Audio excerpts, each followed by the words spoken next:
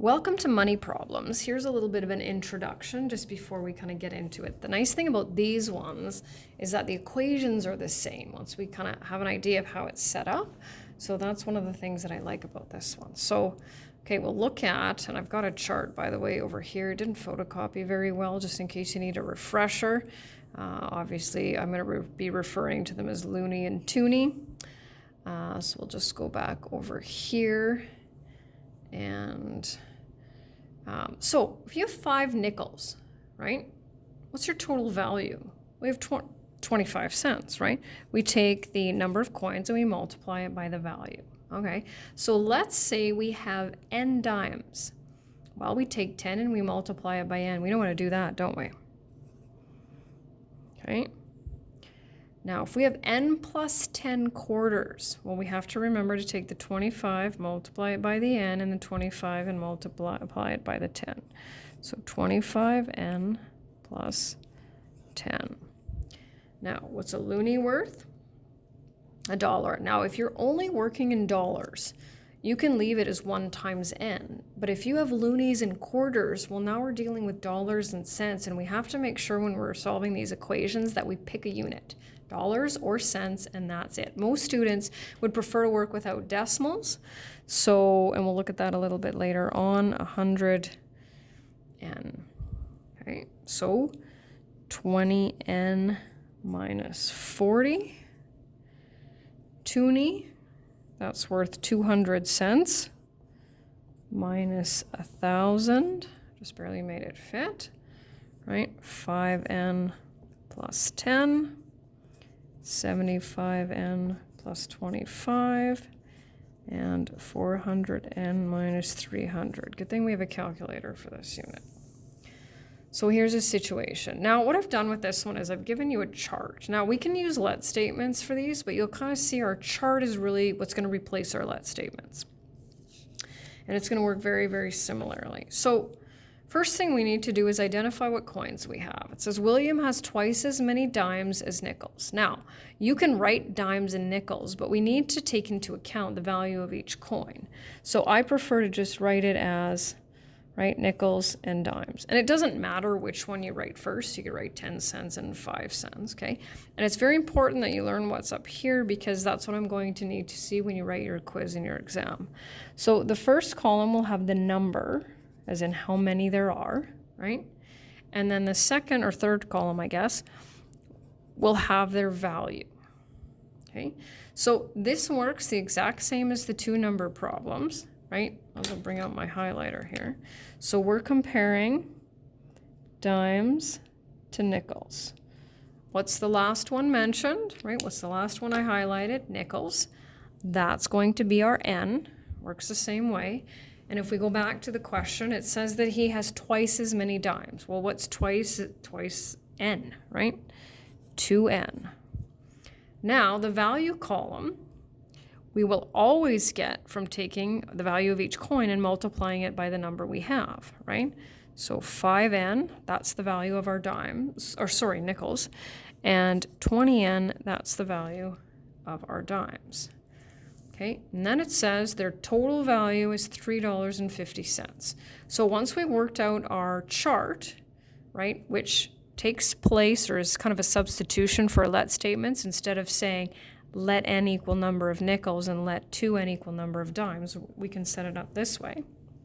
Then we'll take the value of our dimes plus the value of our nickels, right? And I'm doing this on purpose here.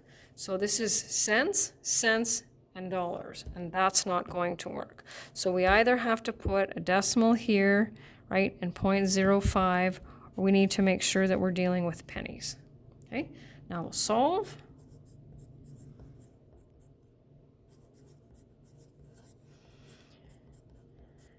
Now, if we get a fraction or a decimal, we're in trouble, right? Because obviously we need to make sure that our coins come in well, I'm going to say natural numbers, right? So once again, 14, that's how many nickels we said we had. How many dimes do we have? Well, we have twice as many, right? And so here we can't say the numbers are, we have to be specific as to how many dimes we have and how many nickels, right? So we have, or he has, I guess. So he has 14 nickels and 10 dimes. And if we want, we can check, we can take 14 times 0.05, that's what a nickel's worth, right? Plus, why did I write 10? It should be 28. Check would have helped me out there. So 14 nickels and 28 dimes, and we would see that that gives us a total value of $3.50.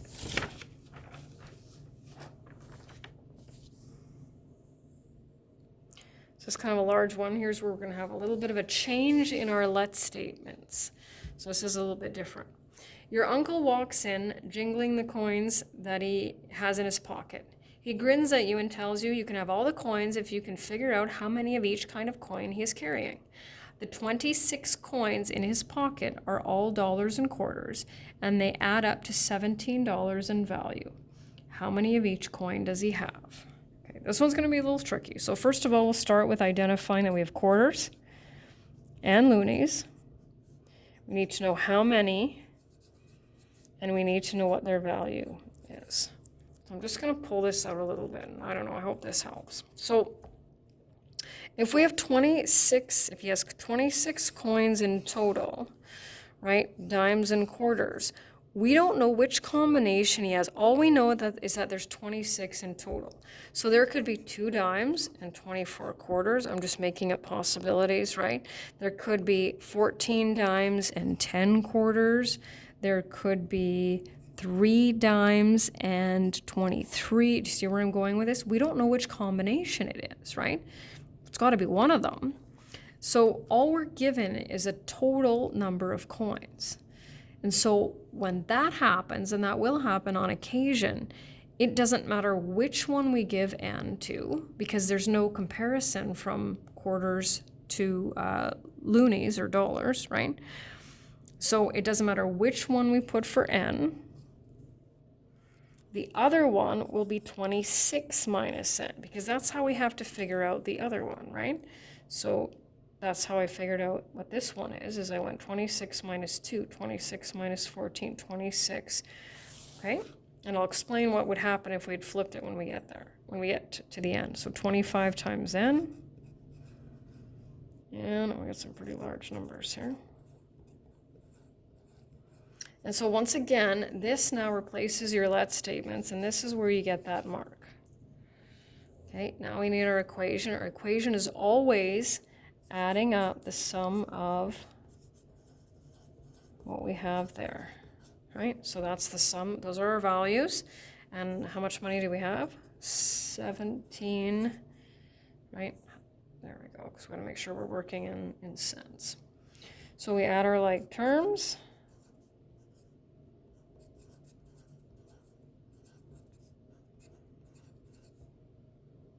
That's a 0, by the way. Hopefully it doesn't look like a 6. So don't panic, because it looks like, oh, we're in trouble. We can't have a negative number of coins, right?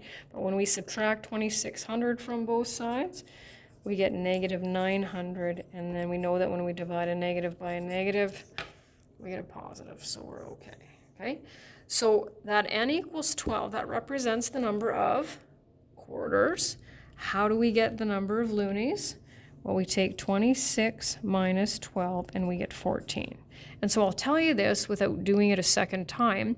If we would have put the n here and the 26 minus n here, we would have ended up with n equals 14, and minus 14 equals 12. It's just the reverse process of that. And then we'll write our sentence. He has 12 quarters and 14 loonies. Oh, look at this one. This one's got 3. It says a piggy bank contains 5 more quarters than dimes and 3 less than twice as many loonies as dimes. Okay, first step we're going to put in, and we've got dimes, we've got quarters, and we've got loonies. We know this has to be number And this has to be value. Okay, so now we have to go back to our problem. 5 more quarters than dimes. Okay, so let's take a, whoops. So quarters than dimes.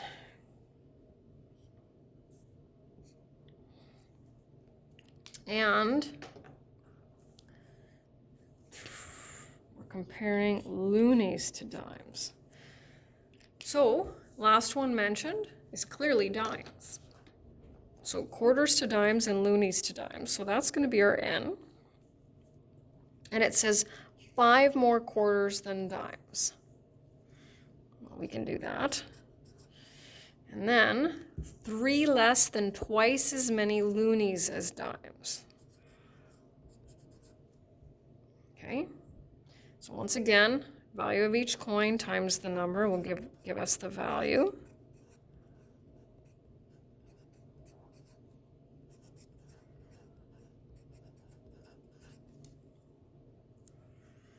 And now it says the total value is $19.40.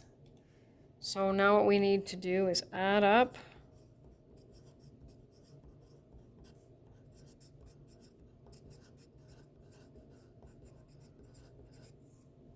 can't even see it.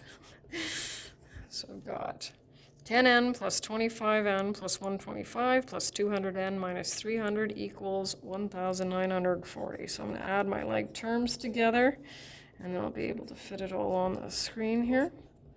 Okay, almost. There we go. I'll add 175 to both sides.